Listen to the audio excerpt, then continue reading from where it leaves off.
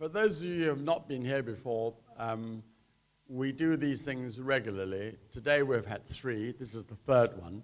This morning we had Martin Sorrow and Eric Schmidt, and now Carlos. And tomorrow morning we have Norman Foster and Julie Peyton-Jones and Susie Digby. Then we have Vanessa May and James Rhodes giving a piano recital on Wednesday. And on Thursday we have Eric Fellner. So I'm just advertising for ourselves because we're a new outfit and we depend on people like you to come and tell everybody else how good it is so that they can also come. The idea is that we open this to everybody just for £5. And I hope eventually people will be clamoring to come because we only want to concentrate on exceptional people who have achieved exceptional things in their own fields. And whether it will have a direct or indirect reference to China is secondary to me. I just want to promote a forum, a dynamic forum of excellence. And inevitably there will be references, sometimes a lot more than others, relating to China. And today, I know that people will be asking, why am I inviting a Cuban dancer to China Exchange to talk about China Exchange or China? Well, you'll be surprised, because if you look at Carlos's life, which he's going to tell you in a minute, he was from a large family and lived in conditions which were not entirely dissimilar to so many hundreds of thousands or perhaps millions of children in China, aspiring to be an artist and succeeding, in his case, to become one of the leading international stars in his field, namely ballet. And I know that his life story will relate, if not directly, certainly indirectly, to so many young people around the world, perhaps in China, perhaps in another country, or even in this country. I mean, you all heard about Billy Elliot. I mean, how he succeeded was also a miraculous story. And the format is very simple. I don't want anybody to fall asleep. I want Carlos to tell his riveting story. I'm going to ask him a couple of questions. Then I'm going to open the floor, because one of our main ideas is to let you, the general public, to engage with our star. And the only rule is that you've got to ask an intelligent question. Otherwise, I will pass you over. The hour will pass quickly. And I hope that you will listen. And most importantly, enjoy yourself. And this is supposed to be a forum of stimulation and excitement and also amusement. And making it enjoyable for you, not to waste your hour between 6 and 7 o'clock to have rushed over to the office to listen to a dull and boring speeches. We ban boring people, boring speeches, boring questioners, okay, so beware. Carlos, without further ado, I hand over the floor to you, and you can tell us, and you've got lots of people here who are obviously dying to hear your story, and in a minute we also will have a demonstration on the monitor about how this man leaps from one end of the stage to another with apparent ease, which I tried once with great failure. But there it is. Carlos. Wow, thank you, David, for inviting me. Wow, great crowd. I'm going to try to give you a condensed version of my story because, you know, I mean, sometimes I didn't even know how to begin. If you see that I talk a lot and go on and on and on, please tell me to stop, because I don't want to, like they were saying, boring anybody, okay? So anyway, I was born, I'm Cuban. I was born in Los Pinos. That is a very tiny place in the outskirts of Havana in the 70s. As we all know, during that time, the world was divided, communism, capitalism, and in Cuba at that time, it was the food was rationalized, you know, like probably in China and so on. That meant that in the worst scenario, You always have something to get you by, black beans and rice and so on. So it was a tremendous help in my family. But nevertheless, poor is the word to define the conditions that I was brought up.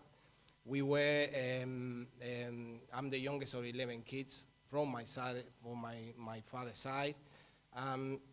In my home was was a tiny place filled with beds. Everybody, you have bunk beds all over the place. And by the time I opened my eyes, my father and my mother were separated. So even the living room was occupied by a bed that my father used because neither of them had anywhere to go, and so they had to share the house. And then already in the 80s, it was the breakdancing craze. Michael Jackson was in the scene, Thriller, and so on. And so every kid of my generation wanted to become Michael Jackson. And so I was one of them. And I already, from the age of 9, we formed in the neighborhood a sort of breakdancing club. And we used to close the streets with rubbish bins so that no cars were allowed in that street, and break dancing all day long, spinning in the head and so on. And so that is basically how dance arrived into my life. Also, in Cuba, everybody dances. The Afro-Cuban rhythms, the Cuban tradition. It meant that everybody on the street, is always music everywhere. So you see your parents dancing around everywhere. So it was something that pretty much we were born with. But what I wanted to do was a break dancer and make my mark. And so we will form this club and compete to different neighbors in the area. And at that early stage, I was enrolled into so-called petty crime. My father was very hard with money, so he never gave you money to the cinema and so on. So from that beginning, I knew that I was relying on myself. I had to do everything to pay sort of a ticket to the movie theater because my father would not support that. So I was already stealing fruits and selling it, and that's how I make my living during that time. So my father saw that already I was hanging with the wrong crowds and enrolling into this kind of activities, so that meant that my future was going to be not the best. And a neighbor downstairs suggested to take me to this ballet school. So ballet meant two things: hot meals, that can be bad, and the other thing was that the school normally was in the center of the city, in El Vedado, so that can be bad either. So my father, without asking me, what I wanted to do with my life, almost forced me to dance ballet. I mean, I didn't know what ballet was, and I don't think he did either. So he just threw me down that path, took me to the school in the center of the city. They make the test. I had talent, and then I passed. And the next thing I knew, I was in a ballet bar trying to learn what it was going to become my future. But it was the most boring thing, I tell you. Ballet was the most boring thing you ever, imagine. All this movement, very tedious. Anyway, I hated it, And so, but you don't go against my father's will, and so I had to be there in the ballet bar learning, how to become a ballet dancer. So at the age of 9 years old, 10 years old, my father went into jail. He had a car crash, and he'd been sent to jail for a couple of years. And during the same time, my mother had a brain hemorrhage. So it means that my elder sister was the one who were, taking care of me at the time. And then I began skipping classes. Although I always had talent for dance, I began to make a name of myself of being unreliable, because they never knew whether if I was going to turn up for shows or not. And so after 3 years, they kicked me out from the school, and they sent me to a border school in Pinar del Rio. And that's when I saw the National Ballet of Cuba for the first time, and I saw the professionals leap very high and all this, and then all of a suddenly, I fell in love with this wonderful art, and I wanted to really give my very best to become one of those professionals. So while I was in Pinar del Rio, dance became my refuge. I was a teenager, and my parents didn't visit me a lot, and that was quite hard during those times. But I knew that in the worst scenario, I always had ballet as my best friend. So that was the one thing that always going to be there for me. And so I began to refuge myself and trying to really be the best I can be. And that impetus led me to a competition that Ramona de Saa, which was the head of the schools in the country and still is, saw me and saw my potential and decided that she was going to take me to Italy as a cultural exchange with the New Theater of Turin. We're talking about, this is 1990 now. And while I was in Italy, Ramona sent me to a competition, Prix de Lausanne, which is the most famous competition for youngsters. And I won the competition, the Prix de Lausanne.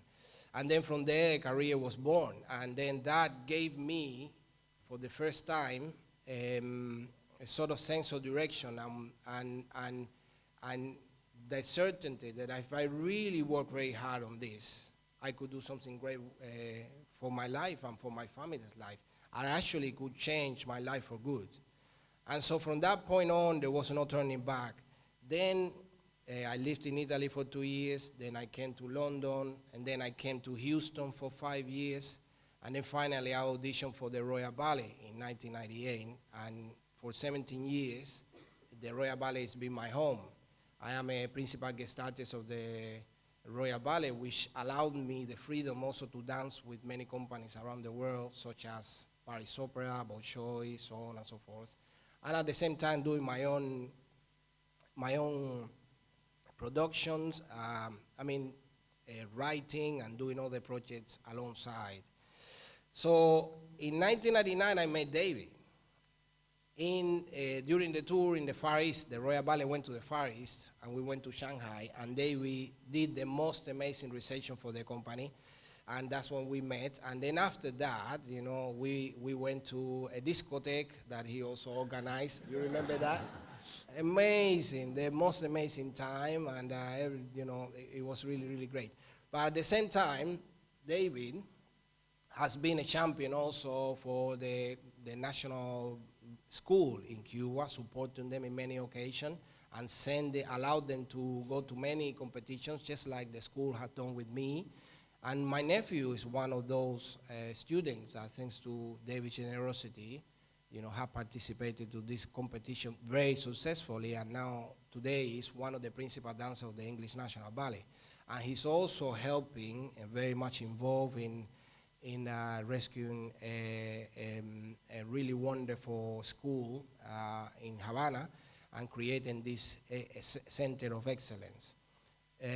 So this is more or less a condensed version of my career. And one thing that I think is important to know, that I think the most important thing about me or about my career is that while I'm dancing is the only way that I could connect and say who I am, and dance has always been, that for me, a source where my voice can be heard and connect. And I think that I learned that from the very beginning. And so for me, it's not about the money, it's not about the fame. Nowadays, things are changing constantly in these generations, and sometimes people don't know how they do things. They want to be a celebrity, they want to be famous. And for us, it was a means of survival. I had to succeed at all cost, and I wanted to succeed at all cost. So it was an instrument of connecting and say to the world, this is who I am, I also have a voice. So now, maybe we could show at this point the video. Luke? So I more or less.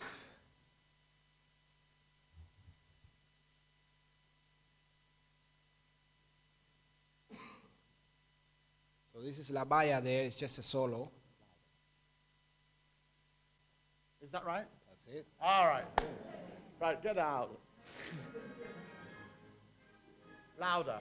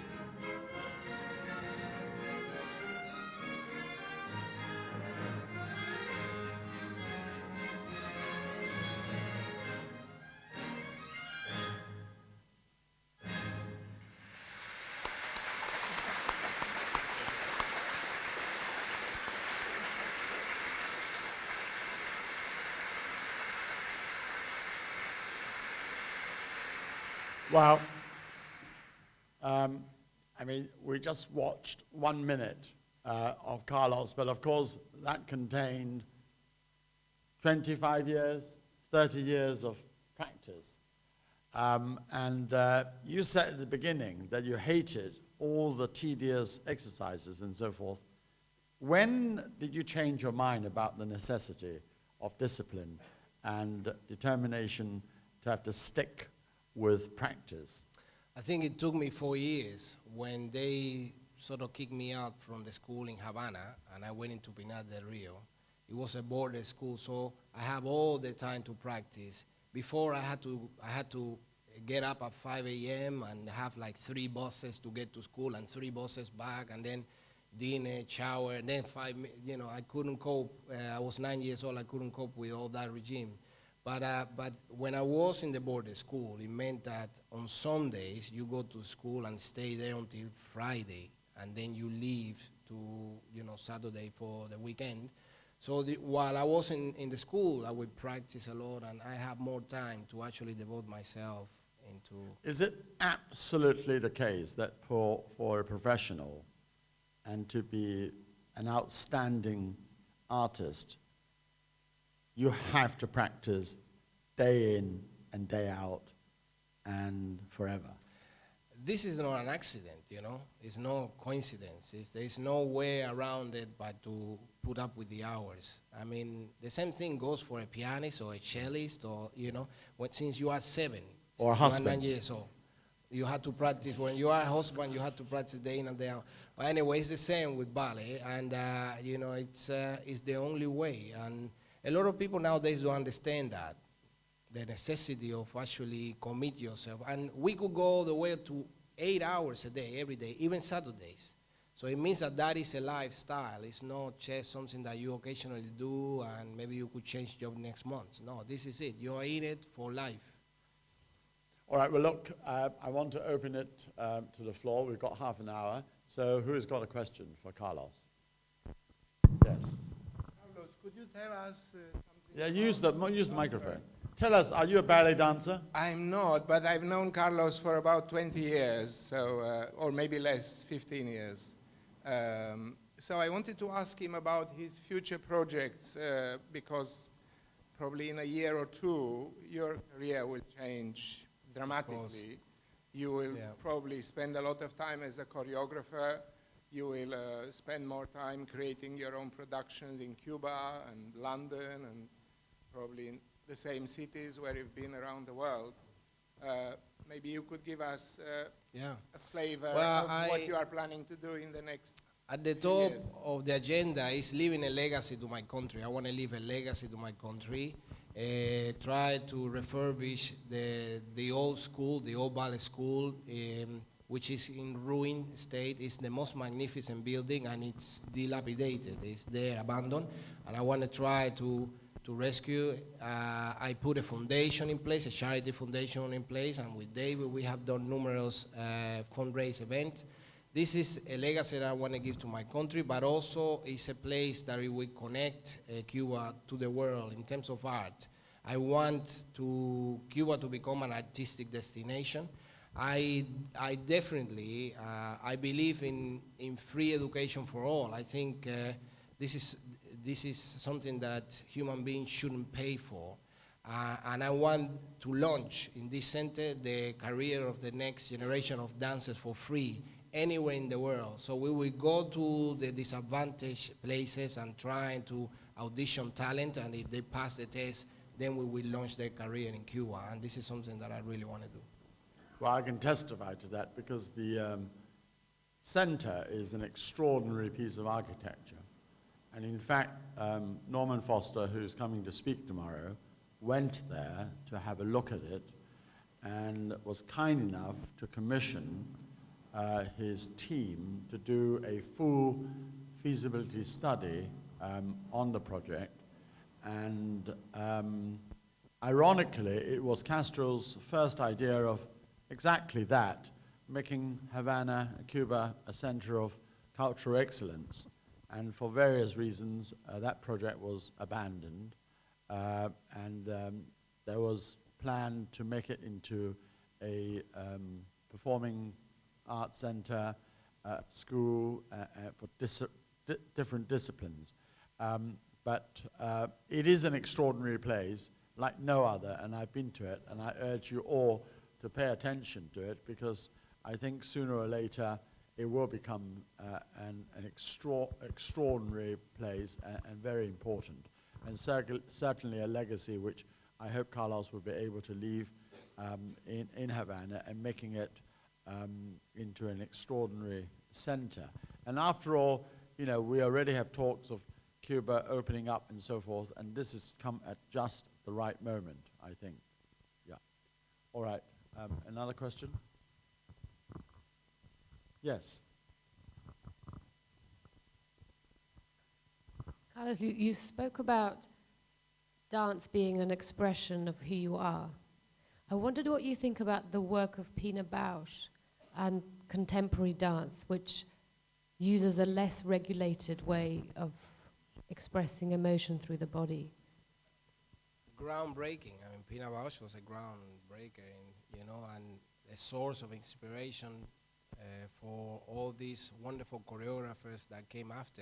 You know, we're talking about Matsek, Macmillan, Killian, and I mean, even her work is still in great importance today. So it's not dated. They're not dated. And also, the thing is that dance is being always put forward as a young body's thing, you know. So people are young, you know, they are the prince, the princess, or they're for young bodies. But these are middle-aged, 60, 17-year-old, you know, people. I think that everybody is entitled to dance and express themselves. You know, dance, it should do so much for communities, bring people together. I think governments, you know, should do more. You know, encourage people to go out there. You see these riots that happen once in a while, it is basically because the sense of community is broken, you know. If you don't know your neighbor, you probably don't care so much about him. But if you got activities in which everybody come together and do things together as a part of an expression to break your inhibition, nobody's there to judge you. You don't have to be the best. You don't have to, it's just dance as a tool of connecting and expressing and sharing. That enhances the community spirit. So in other words, we'd be better off with dance than without.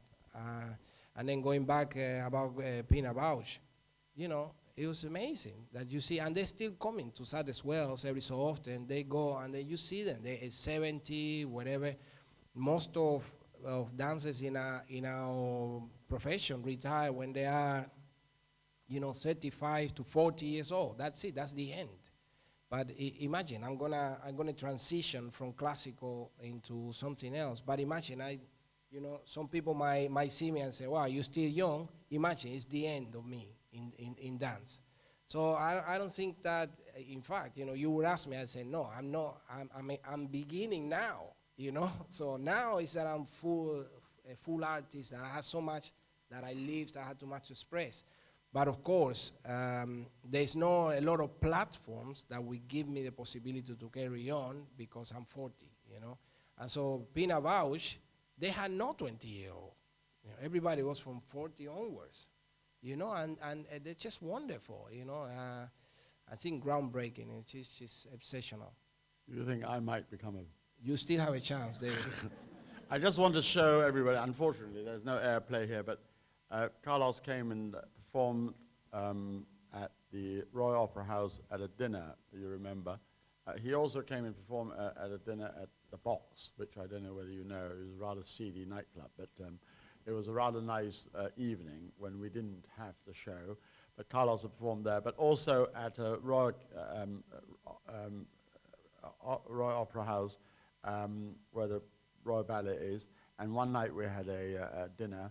And of course, I've always thought that Carlos was principally a classical dancer, but from the two performances he made, that he did, and subsequent videos I've seen, Carlos had many years ago already laid his foundation of being a contemporary dancer. And I mean, I doubt that you'll be able to see this, but let me just see. What?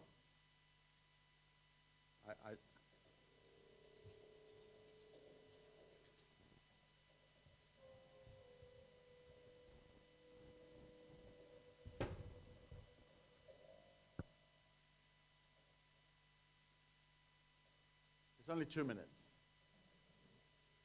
I filmed it illegally.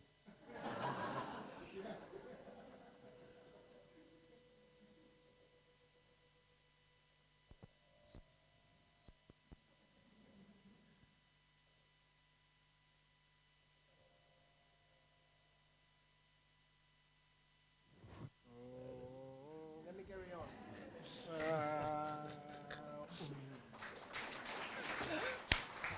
Another question? Yes. You don't look like a ballet dancer to me. No, no. Now, I know you are so trained as a sort of classical ballet dancer, but I know most of your production are more contemporary dance troupes, sort of shows when you were in Hong Kong, and it's not a classical sort of production, it's more sort of in collaboration with Cuba, sort of contemporary dance troupe. And fortunately, I was there and met you and your another partner as well. And I know your Latin dance is very good as well, because I met you I saw you in Roundhouse when the Brazilian brass band, you were dancing in front of us. Really good as well. So I think you're very diverse. And I hope next time you will be involved in the young sort of a BBC young sort of a dancer sort of a competition. You got a quite range of sort of dance skill, not only classical. You're into different genre as well. So what? Yeah, I think it's important. I mean, I was a break dancer. That's where I began break dancing, which is quite extreme. And then salsa was always a Cuban thing, so I know how to dance salsa. And then ballet arrived, which was an accident, really, you know. And then I learned that, and it turned out that I was talented on that. But I always been very curious as a dancer, you know. I admire people like Baryshnikov and Nureyev because they expand themselves, they expand their horizon. I think it's very important, you know. I think we're all made of clay. The body's made of clay. The more information you give to the body, and then the more versatile you become. And to me, it is important. That's what as an artist, not just delivering one element or one aspect of dance, but all, you know. In fact, now I choreographed Don Quixote, which is a production that I put for the Royal Ballet.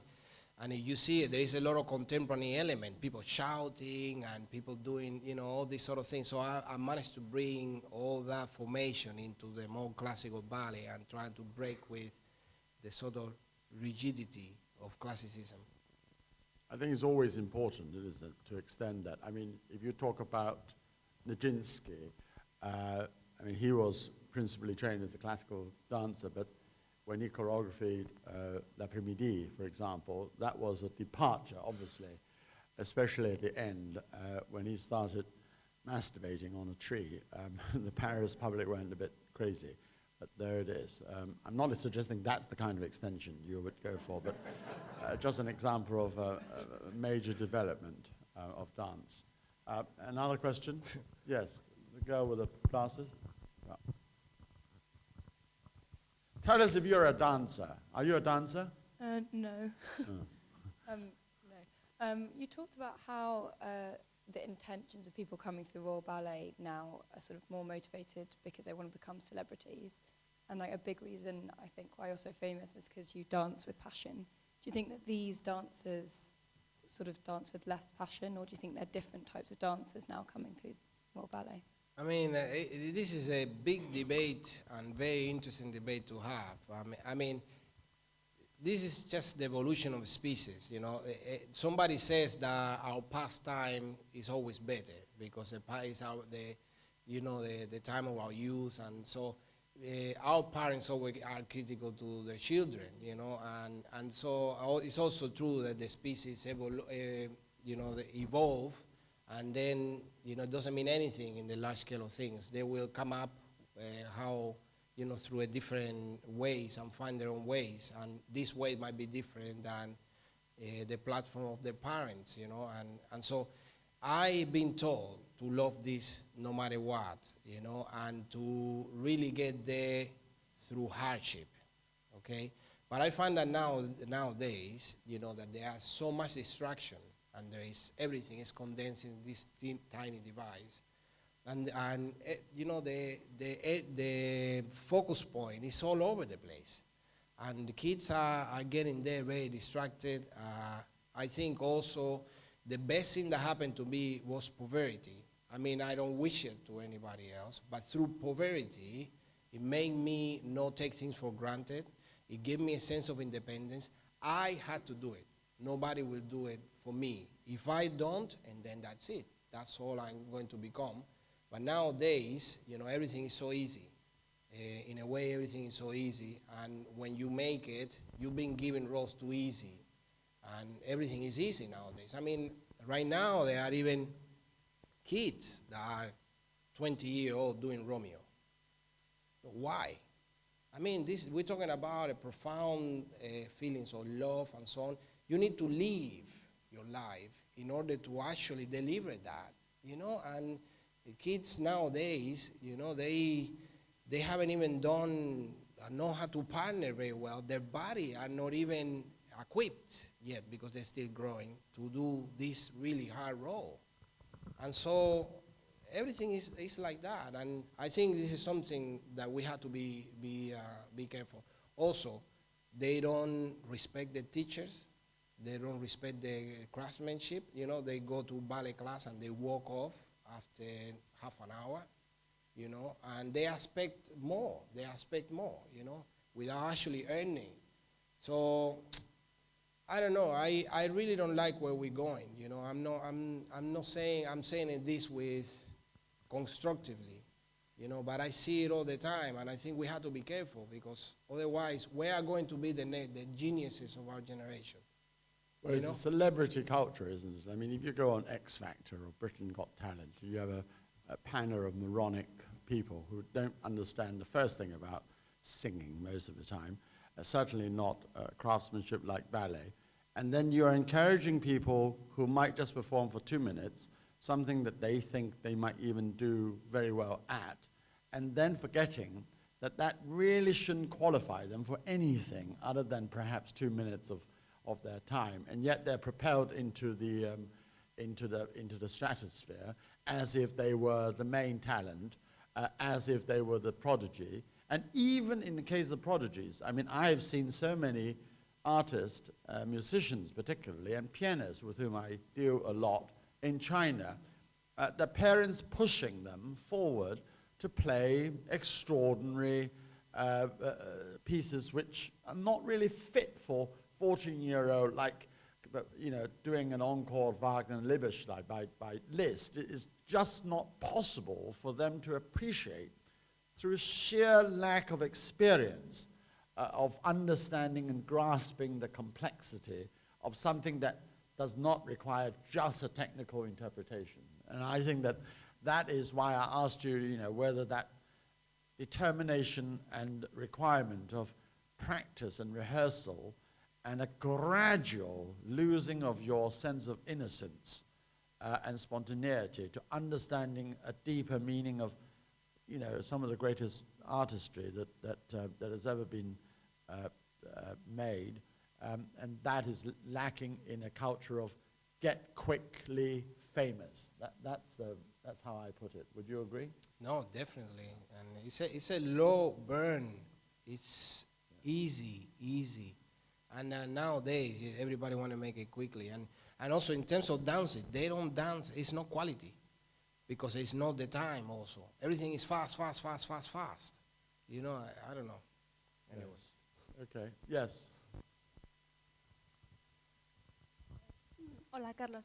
I'd like to hear, in your view, if someone were to come to you and wanted to ask, you know, what are your favorite ballets, or what ballets would you recommend people to go and watch, what would you say? I like all of them. You know, I don't have a Anything favorite. special that you would say, you know, someone that's never been to ballet, that you know, they should Romeo go and definitely Julia is see? a great show. And why? You can't get wrong with Romeo and Julia. I mean, Prokofiev hit you and Not it's Tchaikovsky. amazing. The Prokofiev. Tchaikovsky. Didn't Mendelssohn also write Romeo and Juliet? Prokofiev. Prokofiev. All right, Prokofiev, remember, you know, the great Montague and the, yes, It's exactly. a great show. Dun, dun, dun, dun, dun, dun, dun, dun, dun, dun, dun. All right, okay, yeah. A lot of women asking, is there no man other than the fat one there? My question leads on from that. My question is, as a dancer, like through your lifetime, like what choreographers and music has most inspired you as a dancer and as a choreographer as well? Macmillan, Ashton, Balanchine. Oh, amazing. And Cranko as well. But, you know, I'm a young choreographer. I really like to choreograph more, but I can relate to the genius that Macmillan was, because the way he tells the story and the simplicity and sometimes the just stillness and the music, and they don't move. You know how, you know, he uses the music as an extension of the movement. You know, it's just wonderful. And, you know, and even, and always changing. So Macmillan is all over the place. Sometimes I had so many influences, and all the works are so different, each one. So this is somebody who started at the starting point, and then grew and always going into the unknown. So instead of repeating his own tune, I think that's inspiring. Was it a sad day when Ballet Rouge sort of fizzled out after the turn of the century, when it was the predominant troupe that Diaghilev drove to a pinnacle of success? Oh yeah, of course. I mean, those 20 years that lasted, they gave the world Cocteau, Picasso, you know, all these wonderful Balanchine, Meissner, Leonid Massin, you know, all these people, Fouquin, you know, I mean, it was the geniuses of the era. That's what he did. He just created a platform that genius could strike. But that's where we are lacking today, a Diaghilev figure. Somebody who Stravinsky, can put things together, right? Right. Okay, yes. Are you a man or a woman?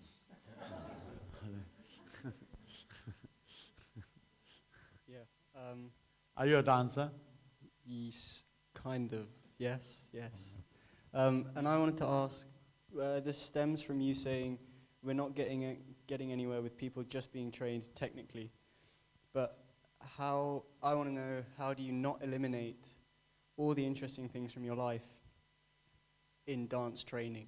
So because we have such an intense dance training regime as a young dancer, how do you stretch beyond that to become a more interesting person and bring things which aren't dance into the studio to make more interesting work, and not just use a dance vocabulary as a dancer, not an artist?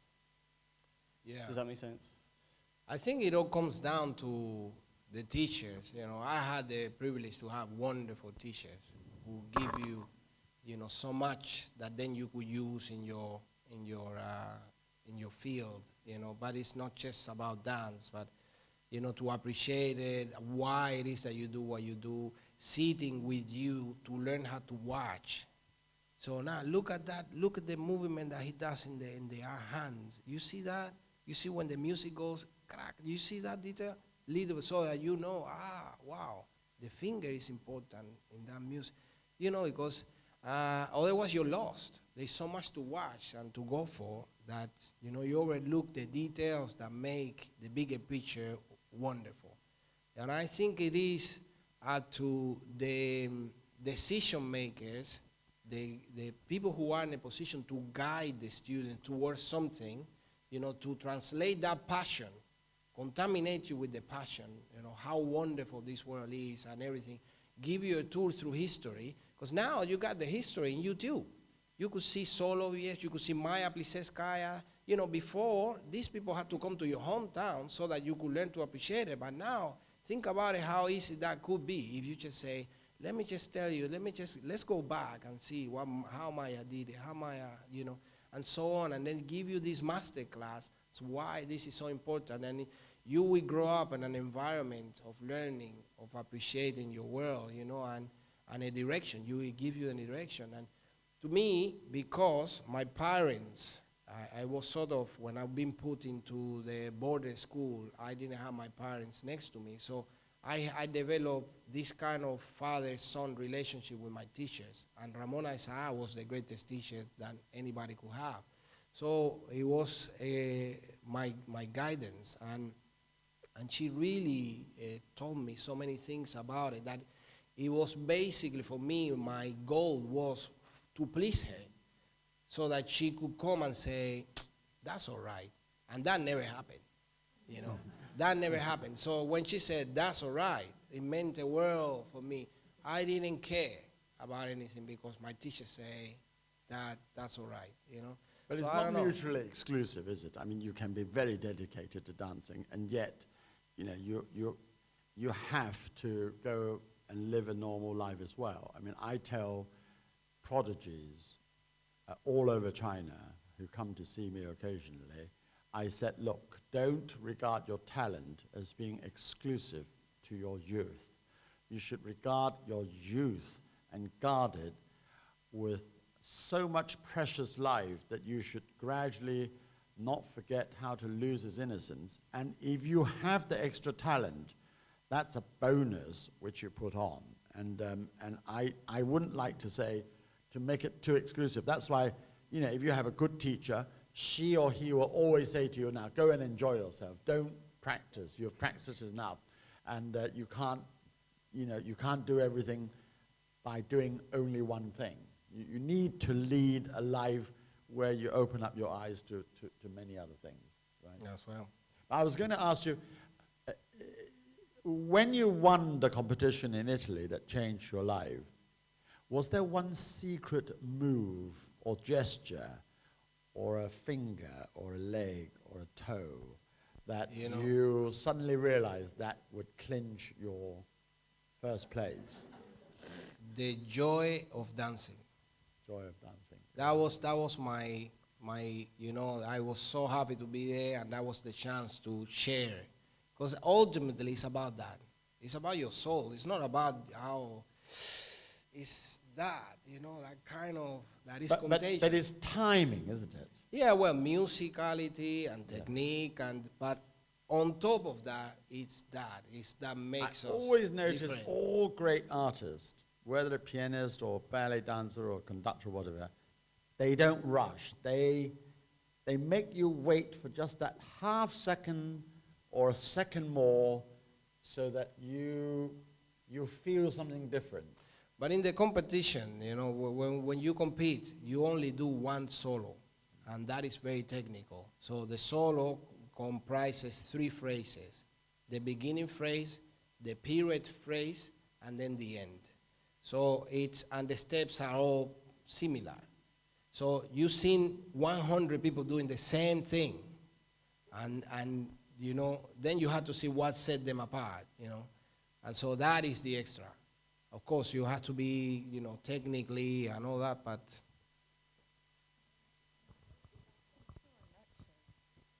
Is that nature or I nurture? think some things were born with you and some things you learn. You know, I learned how to dance technically and everything, but I also had a necessity, you know, to show the world that I was here. You know, I mean, to me that it's like a scream, you know. And so I've been given this opportunity. I made it to the final. Now is the time, you know, and that kind of passion, you know, for me that's what did it. Yes. Go there. You once mentioned you went to Shanghai, and how do you think about the Chinese ballet? And do you have any plans to cooperate with Chinese ballet dancers or Chinese dancers in the future? Yeah, as a matter of fact, I am planning a farewell tour, kind of from the classics, and maybe China would be a destination. The Chinese and Cuban, they share similar method of training.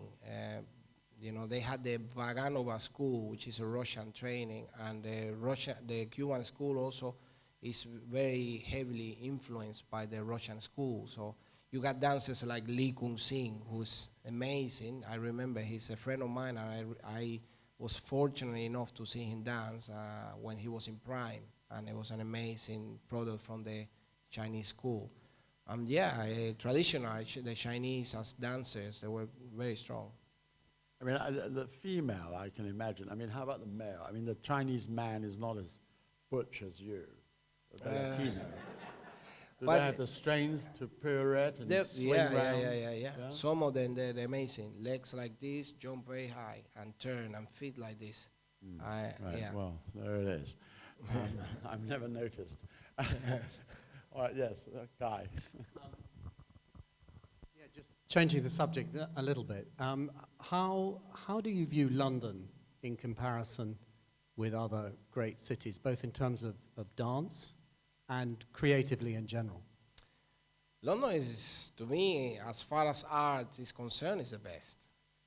No better than London. I mean, everybody goes through here at some point or another. You know, it's a melting pot of everything. You know, and so the Bolshoi, the Kirov, they all come through here. You want to see the Russian how they're doing? You wait until the summer; they'll be here. So you go and see them all. So I think that we, in that regard, are very, very lucky.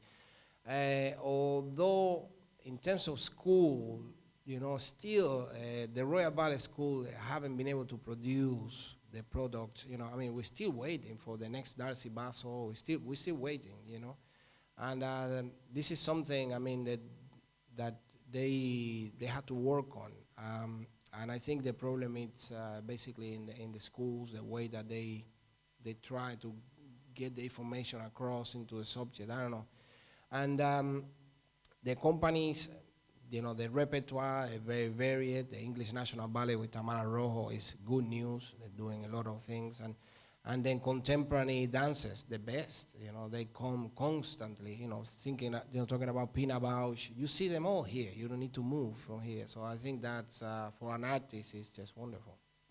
And apart from Cuba, what other country should we be watching? Cuba is like a dance factory, okay? But Cuba is being isolated for a while. So there are a lot of things that the repertoire has been very much closed due to this isolation. So Cuba still the school is so strong that the dancers are amazing, always going to be dancers, but it's what happens once they join the company. I think there are things to be learned and to address to as far as the National Ballet of Cuba is concerned. But the school is very strong. It's always gonna, and it has a lot of good role models to follow. So yeah, Cuba is always gonna be a strong contender. How about North Korea? I mean, they do this error-rang beautifully. I mean, every single one of the 10,000 people move at exactly the same time. That would be very good discipline for a ballet dancer. Right? A group ballet dancer. I would say North Korea. We've got to watch that when it's liberated. Another question? Yes, at the back. And then, yeah, at the back, and then let's go in the red. We've only got 5 more minutes, so a couple more questions. Mr. Acosta, you are now an international star, but I wonder whether you've ever felt disadvantaged as a non-white, a non-Caucasian, particularly as a young man, a novice, breaking into a profession that has traditionally been considered the preserve of white Caucasians. And I ask this simply because we have a lot of British Chinese actors who find it increasingly difficult to get that important role simply because they don't look the part. And I just wonder whether you've had that experience and what your approach to solving this problem is. Thank you. Yeah, very, very important topic. I mean, I personally have never felt, outcast, or I was very lucky. I always had people who helped me, who gave me a chance to prove myself.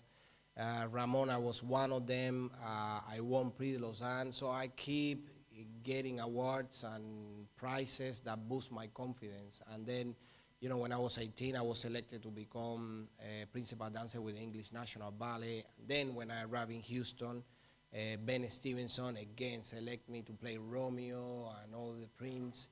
I was very, very lucky, but still the problem is there and is now. And I think the racism is, unless we really, we have to really work on it, because it's like history repeats itself. And like you say, and we see it in the movie theater now, always the great roles, they always go to, Brad Pitt and so on. They never write any, it really is a bit like this. And in terms of the Chinese, those Chinese, wonderful Chinese actors, yeah, probably I think it's part of the same trend. I mean, in my field, when I joined the Royal Ballet, we were 80 dancers. We were only 2 black people in the whole company, no one black ballerina. And that situation stayed for a long, long time until Kevin O'Hare came into the company, and now we got, like 6 black dancers, still not 1 black ballerina. And someone asked a director about the black ballerinas in the Corps de Ballet in Swan, and somebody, I'm not going to say name, somebody said, well, it spoiled the symmetry. And that person said, why don't you hire 2? So you could see that the more we had debates like this, the better the future will be. But the landscape has to change, because still, I want to see in the stage the 21st century.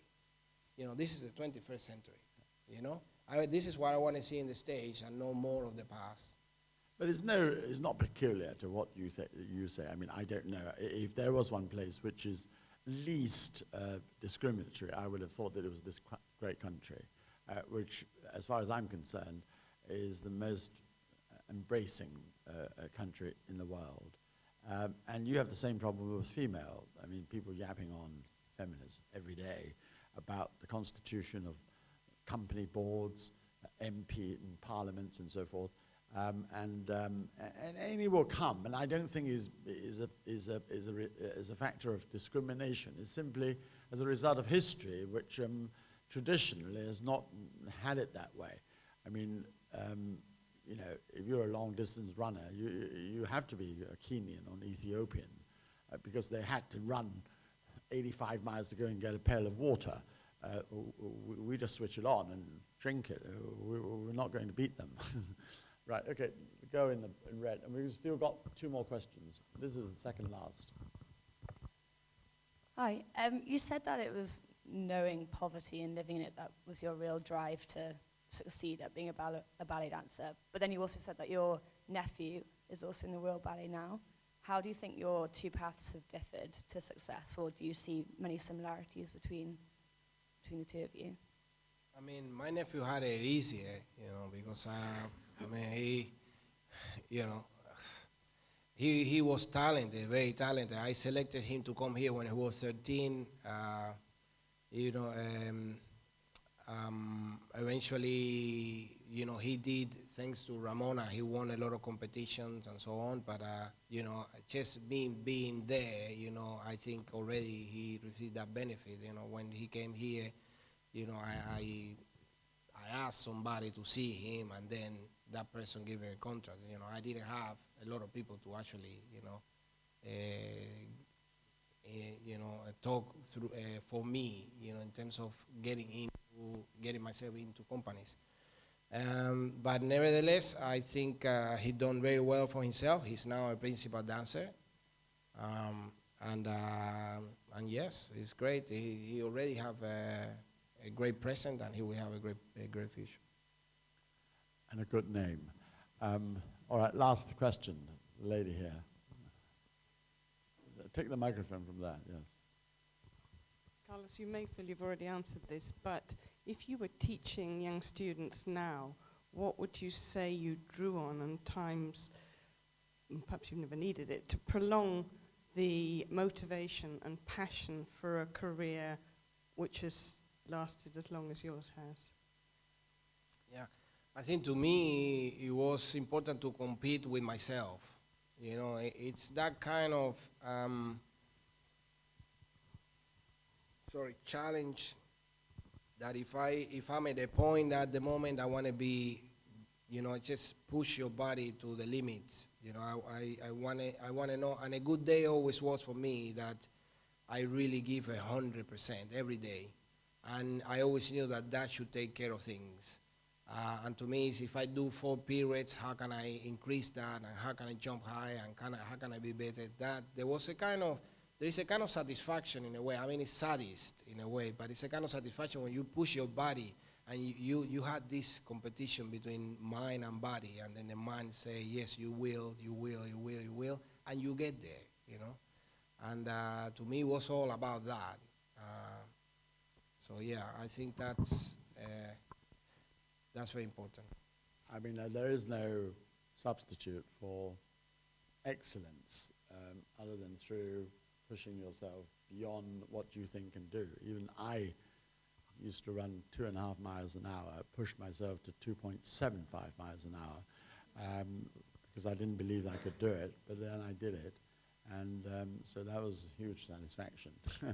But I'm not Carlos Acosta. Ladies and gentlemen, I want you all to join me in thanking Carlos for what is an inspiring tale that also gives us so many hopes to many others as well, that in the world today is not that you've got determination and you've got aspirations that you will succeed, but that without the determination and that sense of inspiration, you might not necessarily succeed, and that is important. And those are, for me, not sufficient conditions, but necessary conditions. And it's a life through of dedication and saying only the supreme excellence is worthwhile. So will you please join me in thanking Carlos for coming today to telling us what his story is all about, and I hope inspiring you all and me and everybody else into believing that we can achieve something and one day dance Romeo in our dream at least.